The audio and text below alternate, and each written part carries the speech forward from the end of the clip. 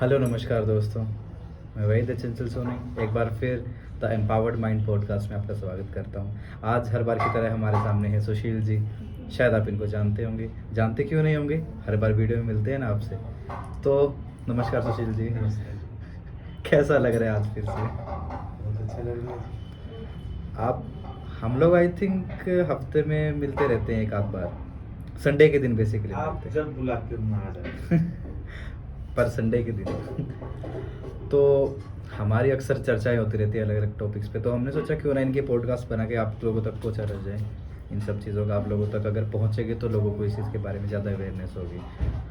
तो हर बार की तरह टॉपिक आज भी रैंडम ही है। तो आज किस बारे में आप प्रकाश डालने वाले हैं, बताइए। हूँ। आप जो प्रश्न कि प्रश्न का ये बड़ी मजे होता है। वैसे भी पूछ रहे हो क्या प्रश्न रखे? तो प्रश्न मेरा ये है कि जैसा कि आप एस्ट्रोलॉजी में ज़्यादा रहते हैं, मतलब आपका झुकाव है उस तरफ, तो आपने कोई ऐसे केसेस देखे हैं कि जिससे आपको भी डर लग गया हो? क्योंकि आप कितने सालों से इस लाइन के अंदर हैं? एस्ट्रोलॉजी मुझे पता है पर व्यूवर्स को नहीं पता। यूजुअली मैं एस्ट्रोलॉजी 2012 में शुरू कर दिया था, और जब मैंने शुरू में वास्तु पढ़ना सीखा था ये 2008 की बात है। अच्छा, तो लगभग 15 साल हो चुके हैं। तो 15 सालों के करियर में क्या रहा सबसे खतरनाक और भयानक केस आपकी ज़िंदगी का? क्योंकि मुझे हमेशा ऐसे किस्से अच्छे लगते हैं आपके मुँह से। आप हमेशा भयानक वाले क्यों? देखो किसी भी ज्योतिषी के लिए कोई भी केस भयानक नहीं होता।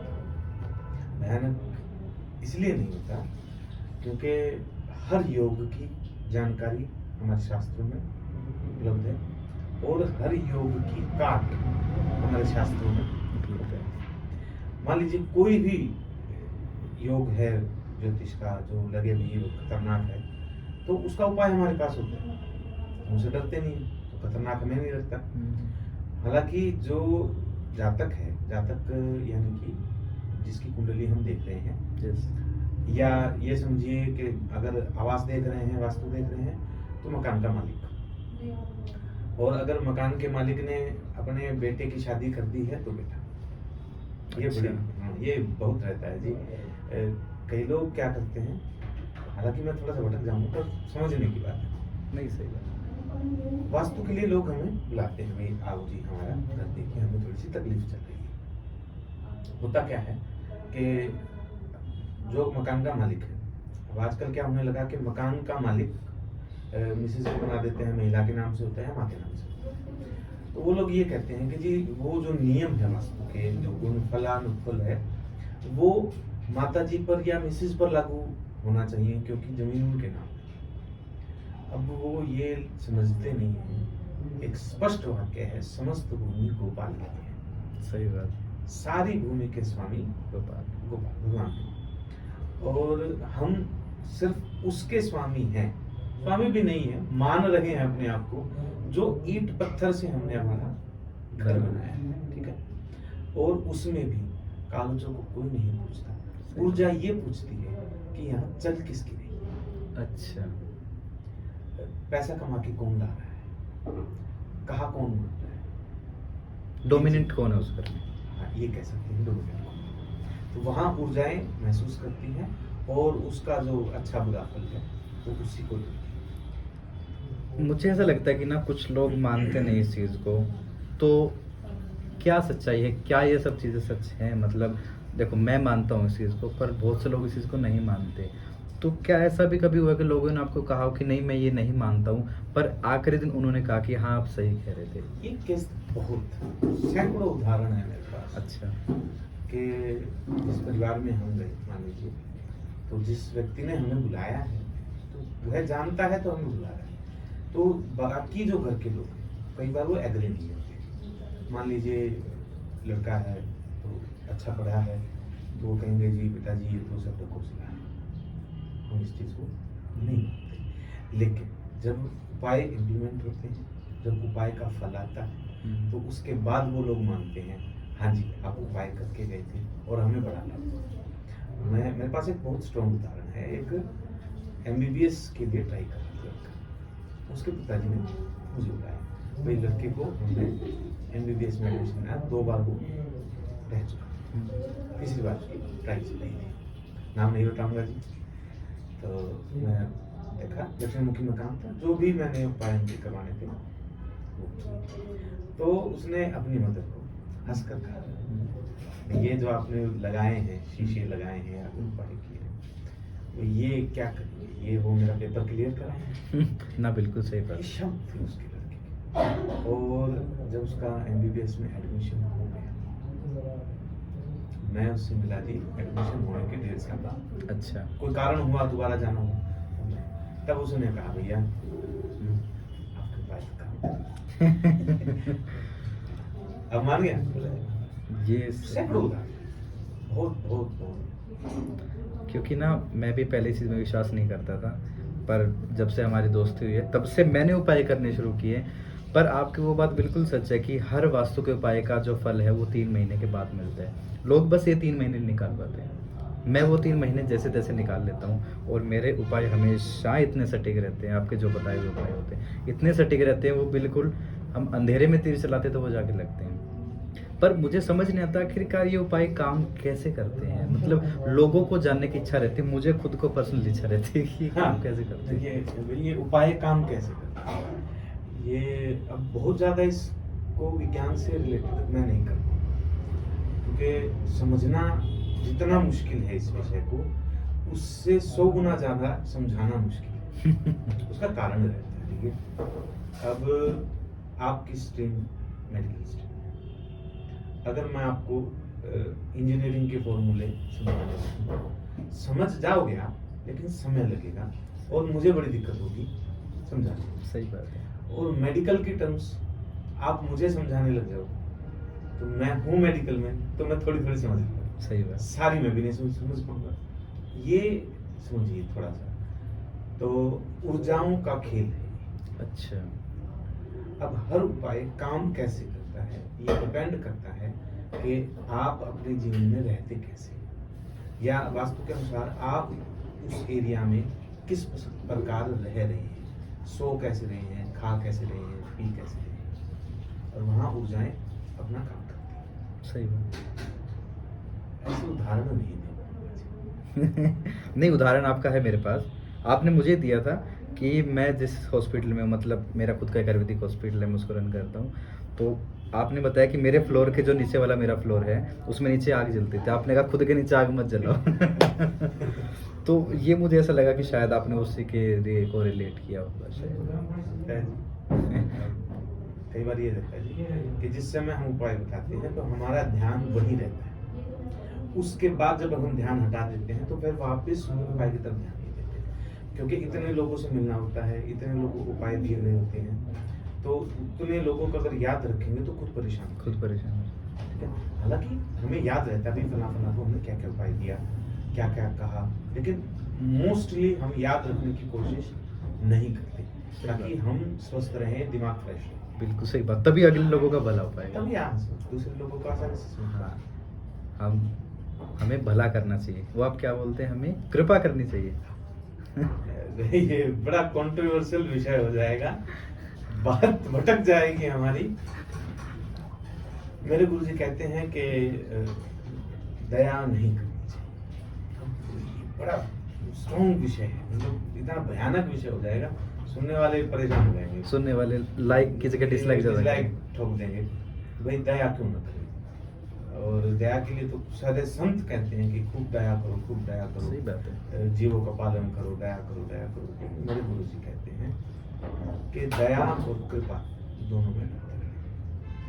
आपको जो निर्बल है, निर्धन है, जहाँ निर है, निर यानी कि जहाँ खालीपन है, तो वहाँ कृपा कीजिए, सहायता कीजिए, वहाँ दया मत दिखाइए। दया करोगे आप फंस जाओगे। अच्छे से समझने के लिए मैं आपको उदाहरण देता हूँ। कोई व्यक्ति डूब रहा है, उसको तैरना नहीं आता, आपको तैरना आता है, तब आप उस पर कृपा करोगे या दया करोगे? आप उसको बचाने जाओगे। हाँ, तो आप बचाने जा रहे हो, आप उस पर कृपा करोगे, आप उसको रस्सी फेंकोगे, पहले तो पकड़ ले, या आप उसका हाथ पकड़ोगे, या आप उसका पाँव पकड़ोगे, या कॉलर मिल जाएगी, जो मिल जाए आप उसको हाथ से पकड़ के खींच पानी से लें। बाहर ले आओ। ये है कृपा का। अब है जी दया का। आप उससे लिपट जाओ, उसको कंधे पे बैठा लो। होता क्या है? आपने देखा है कोई ऐसे रेस्क्यू वाला? नहीं देखा है। जो बच्चा, कोई भी व्यक्ति है जिसको तैरना नहीं आता, अगर वो डूब रहा है और कोई उसको बचाने के लिए पानी में उतरा, तो वो कोशिश करता है कि इसके ऊपर बैठ जाऊं सांस लेने की, क्योंकि उसको सांस नहीं आ रहा और इसमें उसका कोई दोष नहीं है, क्योंकि सांस लेने के लिए छटपटा रहा है, तो साधन दिखेगा भाई किसी भी तरीके से चेहरा ऊपर हो जाए, नाक ऊपर हो जाए, सांस ले पाए। लेकिन हमें वहाँ ध्यान देना पड़ेगा, हमें वहाँ कृपा करनी है, लेकिन दया करके उसको कंधे पे बिठा लोगे, आप भी मरोगे, वो तो मरेगा, सही उसको बात तैरना है, नहीं है। सही बात है। और आपके ऊपर एक और बैठ गया तो आप वैसे तैर नहीं पाओगे, सही दोनों बात। डूब जाओगे। आप उस पर कृपा कीजिए, उसका हाथ पकड़िए, उसको बाहर लिए। हाँ, इसमें एक ईश्वर का भी एक उदाहरण है मेरे हिसाब से। देखिए, परमात्मा के तो सैकड़ों उदाहरण है। वो भी कृपा ही करते हैं, दया नहीं करते। परमेश्वर दया नहीं करते, परमेश्वर कृपा करते हैं। भगवान ने नारद जी का बहुत प्रसिद्ध विषय, बहुत प्रसिद्ध, सुना है आपने? नहीं। नारद जी तपस्या करते हैं एक बार, और कामदेव ने उनकी तपस्या भंग करनी चाहिए और नहीं कर पाए, तो नारद जी को अहम हो गया, अहंकार हो गया, भाई मैं तो शंकर जी के समान हो गया मेरी कोई तपस्या को नहीं और कर मैं सकता। कोई तपस्या नहीं कर सकता। और वो सीधे चले गए शंकर जी के पास। दंत कथा ये कहती है जी, शंकर जी के पास गए, क्यों गए? त्रिदेवों में गुरु शंकर जी को ही माना गया है और किसी देवता को गुरु नहीं माना गया। बार बार कहा जाता है गुरु शंकर विश्वास रूप, तो हमें खूब कहा गया है। हाँ, कि उनको पहला वो योग, गुरु है। पहला गुरु और उनकी पहली शिष्या जो थी वो माँ पार्वती थी। अब नारद जी चले गए। नारद जी ने शंकर जी को कहा, हे भगवान, मैं भी अब अनंग विजेता हो गया। अनंग यानी कामदेव को। अच्छा। अब भगवान शंकर ने कहा, ठीक है, बहुत अच्छा किया, जीत गए हो, और किसी को मत बताना, अपने तक बात सीमित रखो और किसी को मत बताना। मत बताना। गुरु जी यही कहते हैं, जब भी कोई शिष्य कोई अनुभव प्राप्त करता है तो वह किससे शेयर करेगा? अपने गुरु जी से शेयर करेगा। और गुरु जी यही करते हैं। गुरु जी क्या सही बात कहेंगे? है। किसी दूसरे को मत बताना। अपने गुरु तक आप सीमित रखिए, सही बात। किसी दूसरे को मत बताना, नहीं तो जाएगा, गड़बड़ हो जाएगी। अब यहाँ उल्टा हो गया। नारद जी को ये लगा, क्योंकि हम दोनों बराबर के हैं, शंकर जी तो भी आप अनंग मेरे- विजेता हैं, मैं भी अनंग विजेता हूँ, हम बराबर के हैं, और ये जल रहे हैं मुझसे, सही बात। क्योंकि हम बराबर के हो गए हैं, मैं तो बताऊंगा। अब वो चले गए ब्रह्मा जी के पास। तो ब्रह्मा जी ने कहा, बेटा बहुत अच्छी बात है, कि नारद जी ब्रह्मा जी के मानस पुत्र। अच्छा। मानस पुत्र के देखो भाई कंट्रोवर्शियल विषय है भाई, शरीर के अंगों से जीव कैसे उत्पन्न हो रहे हैं उसके बारे में हम फिर कभी चर्चा करेंगे, आज नहीं तो कभी। तो नारद जी ने सुना भी ब्रह्मा जी कह रहे हैं कि और किसी को मत बताना, तो भाई ये बूढ़ा सटक गया है, इसने आपसे तो कुछ हुआ नहीं। सही बात है। बड़ी सुंदर कथा है। सरस्वती के पीछे ब्रह्मा जी दौड़ पड़े थे, अच्छा। शील भंग करने के लिए। उनके उस समय 5 मुख थे, तो शंकर जी ने एक उनका मस्तक काट दिया था, 4 रह गए थे। तब से ब्रह्मा जी चतुर्मुख हुए, नहीं तो 5 मुख। पंचमुख।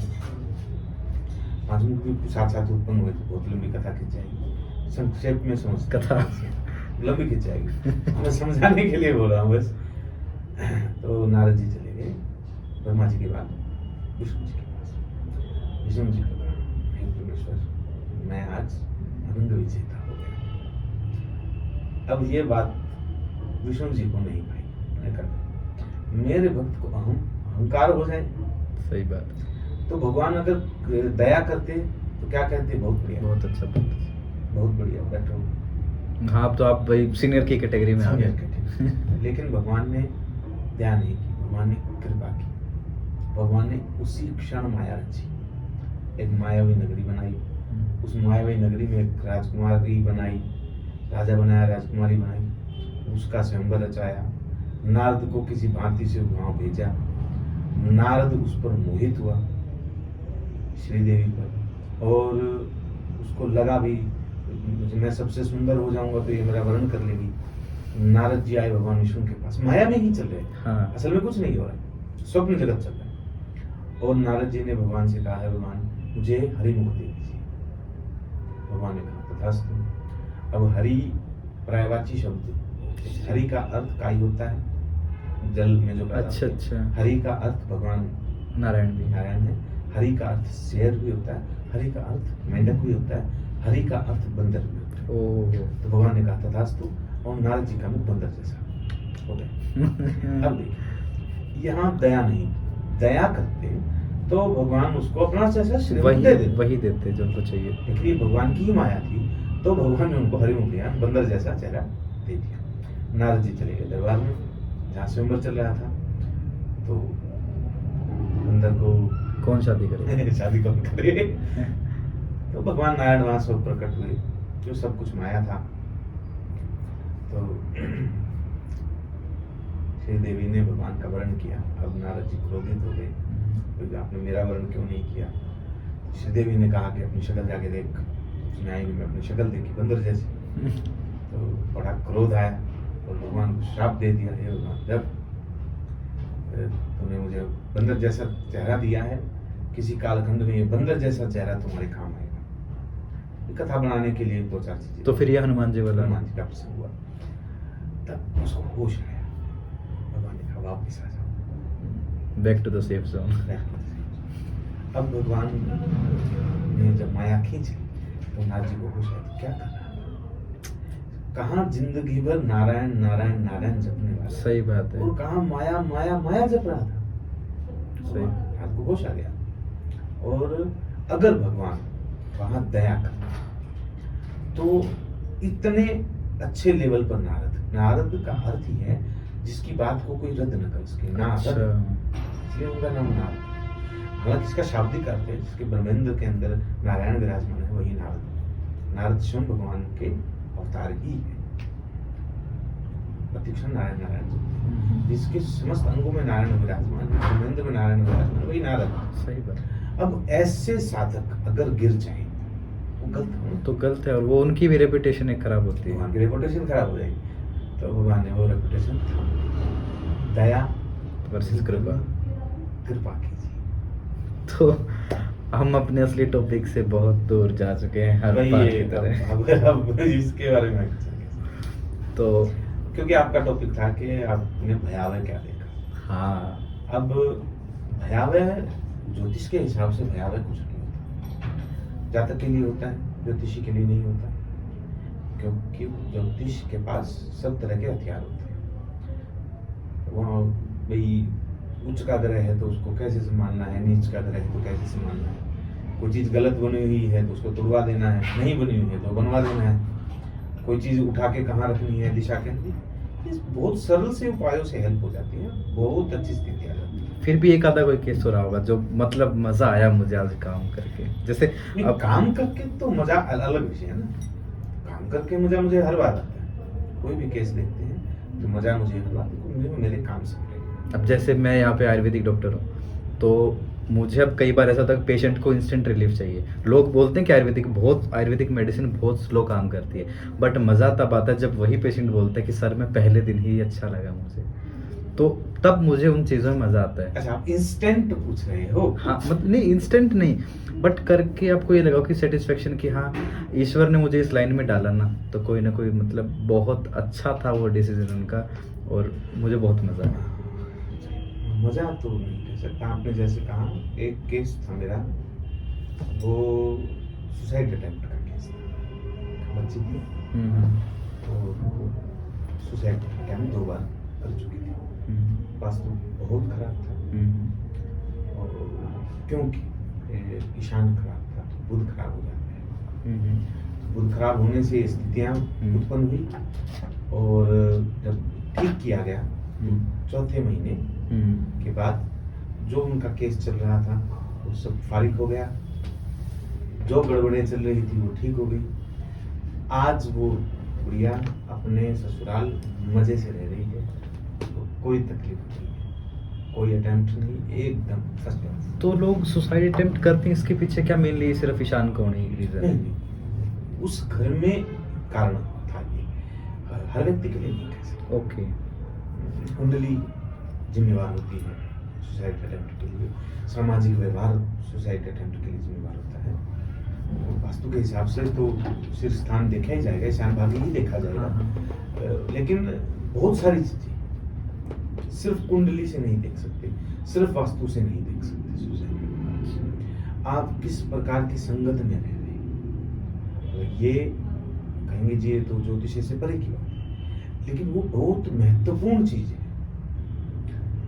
अब आप घर में रह रहे हैं, हम रात को घर में रुक रहे हैं, दिन में हम बाहर रह रहे हैं, तो घर में तो हम सो रहे हैं ना, आंखें बंद है हमारी, सोए हुए हैं, निद्रा में, तो सामाजिक कोई आसपास बैठा तो कोई फर्क नहीं पड़ रहा। लेकिन दिन में हम जो 7-8 घंटे किसी दूसरे व्यक्ति के साथ, किसी ऐसे व्यक्ति के साथ बिता रहे हैं जो नेगेटिव है, जिसके विचार अच्छे नहीं है, तो हमारे विचार, हमारी ऊर्जा नेगेटिव हो जाती है, और वहां से इस तरह की तकलीफें शुरू हो जाते हैं। तो ये बड़ा अच्छा आपने मुझे चीज़ बताई। तो कैसा लगा आपको हमारा एपिसोड, कमेंट करके ज़रूर बताइएगा, और वीडियो को लाइक करना ना भूलिएगा, और अगली वीडियो आने तक वेट ज़रूर करिएगा। तब तक के लिए नमस्ते, जय हिंद।